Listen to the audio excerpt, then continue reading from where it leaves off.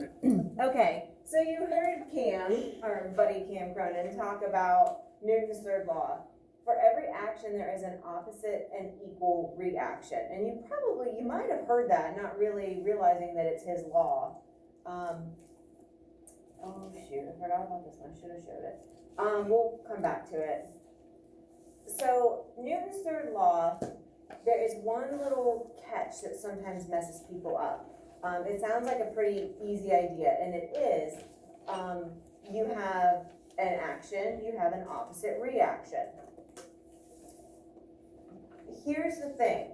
The objects are both experiencing the force equally, okay, and in opposite directions, but they are not considered balanced forces.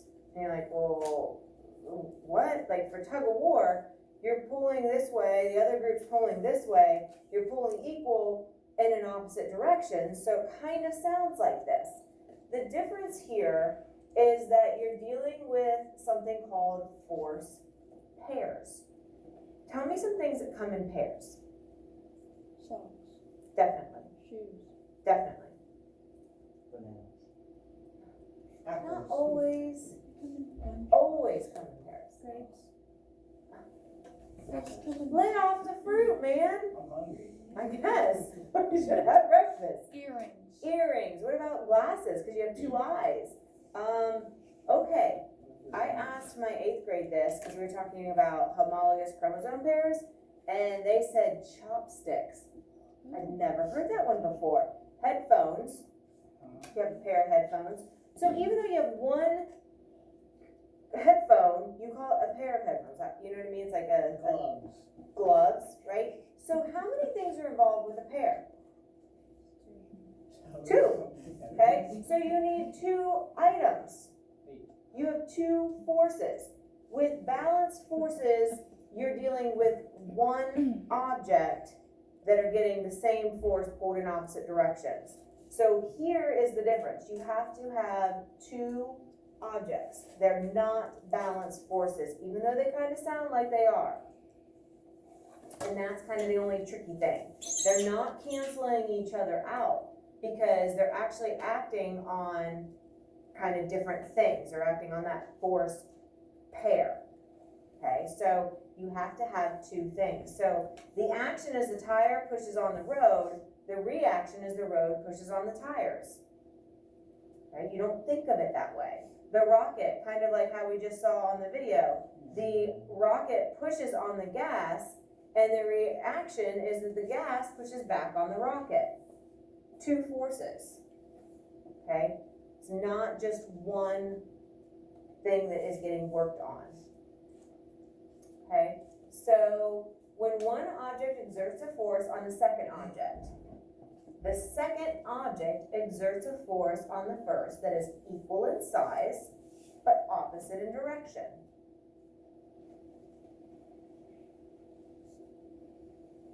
So you have 2 objects. That's where the pair idea comes in. So objects A and B. A acts on B, so B acts on A. So here's the thing. A lot of times one of the forces doesn't seem like it really happens. Think about this. A bug hits your windshield. Your windshield also hits back on the bug. Who wins that battle?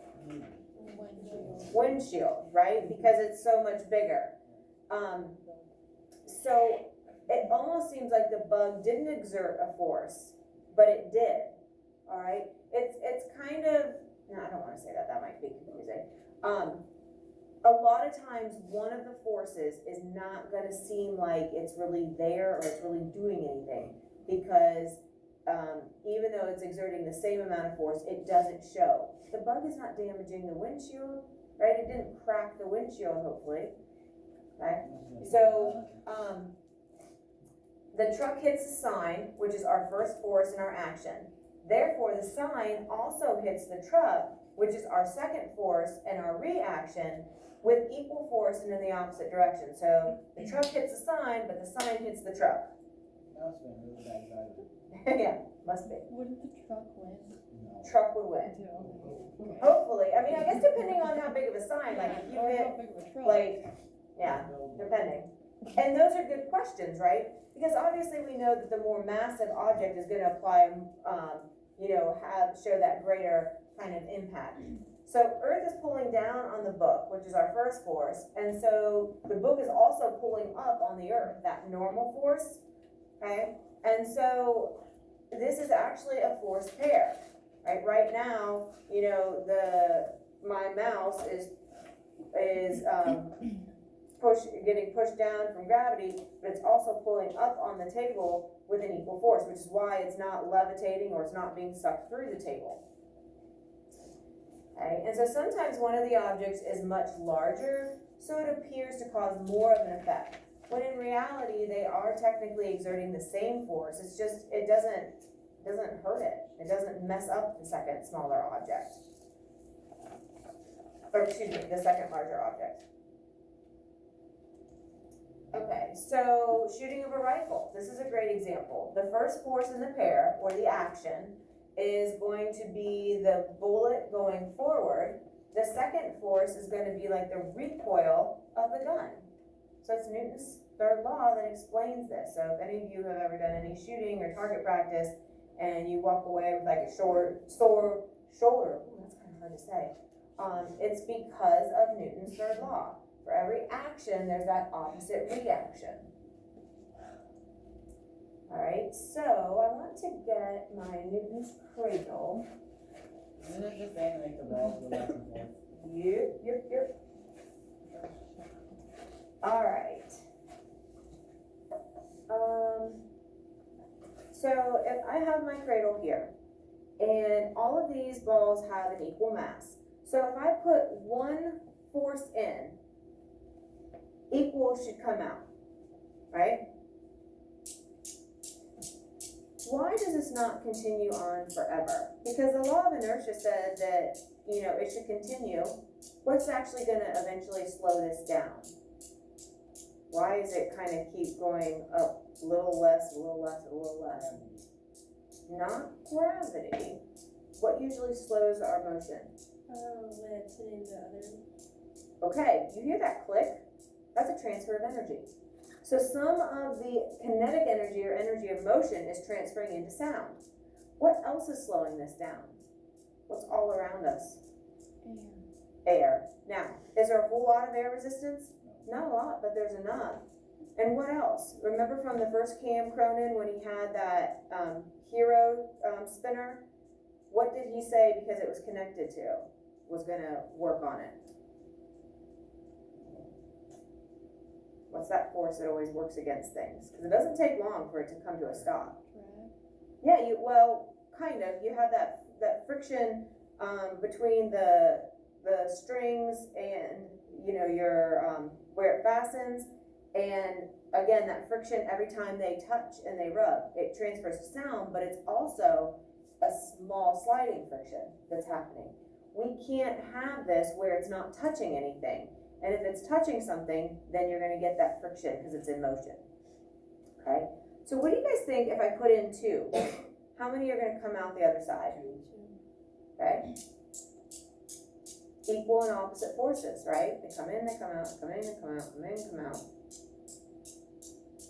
Okay? What is gonna happen if I do 3? Because there's not 3 available to come back out. Is it just gonna ignore it? No, 3. So where's it gonna get the third one from? Because there's 2 there. The middle one? Let's see. I think that one's kind of cool. Where can you get this thing? You can order them on Amazon. I should have bought stuff on Amazon because I buy everything there. Yeah, you can find them.